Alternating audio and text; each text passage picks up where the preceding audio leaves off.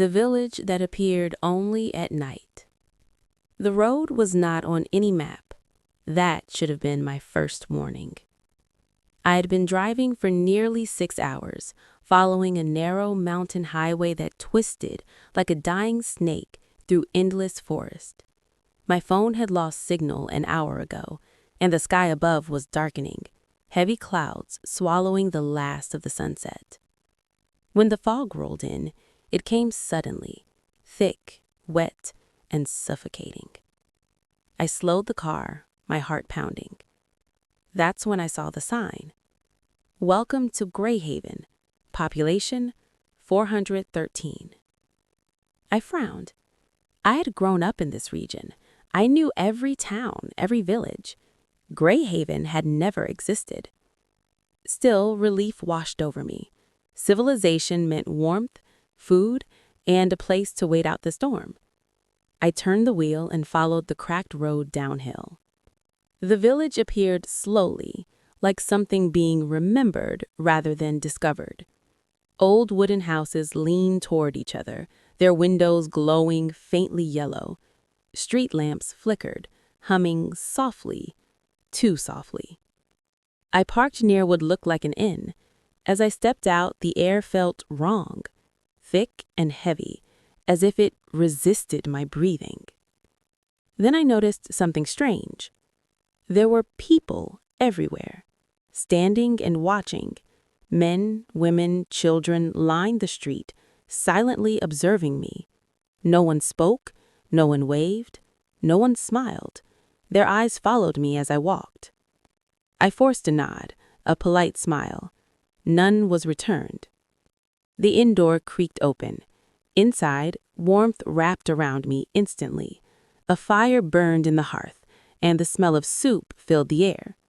Behind the counter stood an elderly man with pale eyes and a stiff posture. "A room," I said, "just for the night." He studied my face for a long moment, then nodded. "You should not wander after dark," he said. I laughed nervously. "It is dark." He didn't smile. "Darker," he replied. I signed the guest book. My hand froze when I noticed the last entry. Jonathan Reed, 17 years ago. That was my name. I closed the book slowly. "That's strange," I said. "Someone with the same name." The innkeeper's eyes flicked to the page. "Yes," he said quietly. He never left. My room was on the second floor. The hallway smelled of dust in something older, like wet stone. As I unpacked, I told myself I was tired, hallucinating, overthinking. Then I heard footsteps outside my door. Slow and deliberate. I opened it. The hallway was empty, but at the far end, a child stood facing the wall. "Hey," I said gently, "are you lost?" The child turned. His face was wrong. His eyes were too deep, too dark, like holes punched through skin. His mouth stretched into a smile that showed too many teeth. "You came back," he said. My throat tightened. "I think you have me confused with someone else." He tilted his head. "No," he said. "You promised." Before I could respond, every door in the hallway slammed shut at once. The lights went out, and the child vanished. I didn't sleep. Sometime past midnight, the village bell began to ring. Once, twice, 3 times. From my window, I watched the villagers step into the streets, all moving toward the forest edge. Their movements were synchronized, unnatural. Drawn by something I couldn't explain, I followed. The forest swallowed the village light within seconds. Only lanterns guided the procession. At the center of a clearing stood a stone well, ancient symbols carved on its surface. The villagers formed a circle. Then they spoke, not in words, but in whispers layered over each other, a chorus of voices scraping against my skull. "The debt remains unpaid." A woman stepped forward. I recognized her face immediately. It was my mother, exactly as she looked the night she disappeared 20 years ago. My knees buckled. "You left us," she said softly. "You crossed the boundary." "I was a child," I whispered. "I got lost." "No," she replied. "You escaped." The ground trembled. The well began to scream. Memories flooded back. The hiking trip, the storm, the fall into darkness, the thing in the well. I remembered now. It had spoken to me in my own voice. "I will let you go," it said, "but you will return, and you will bring yourself with you." I'd climbed out alone.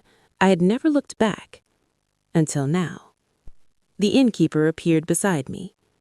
"You were not meant to remember yet," he said. "What is this place?" I demanded.